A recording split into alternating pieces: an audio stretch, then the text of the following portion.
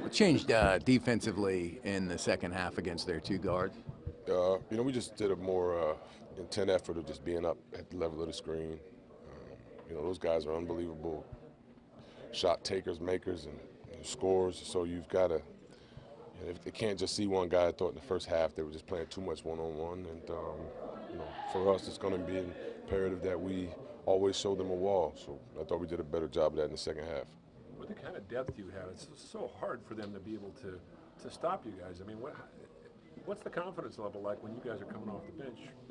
I think the biggest thing is to just make sure we're sharing the basketball, moving the basketball. Our movement is what generates offense, and if we're moving the basketball, obviously playing great defense, we get just about any shot we want. It just seems like whether it's you or Ian Clark or somebody like that can give the team a jolt. Yeah, I just thought we focused on our defense and really got them on their heels.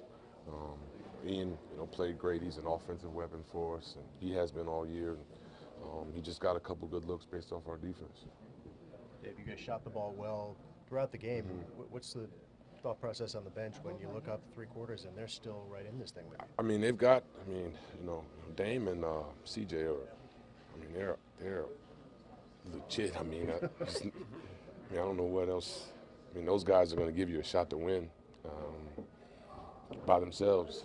So we just knew we had to stay the course. Obviously, it's basically a 12-minute game when we're locked at whatever it was at the end of the third. I just thought our intent to make it more difficult on them than it had been was better, and we were able to produce a win from it.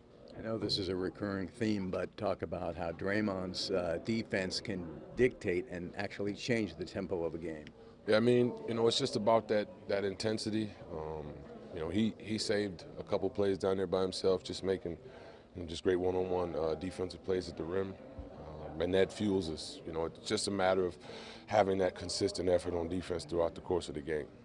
Dave, not that this team needs it that often, but it seems like you're the kind of guy that can kind of calm this team down or fire them up. It's almost like having a coach on the court. Do you feel that's part of your role here too? Yeah, a little bit. Yeah. Just to be steady, try to play mistake-free, but ultimately give our talent is through the roof. So give the talent on the space and the stability to be productive, and they are.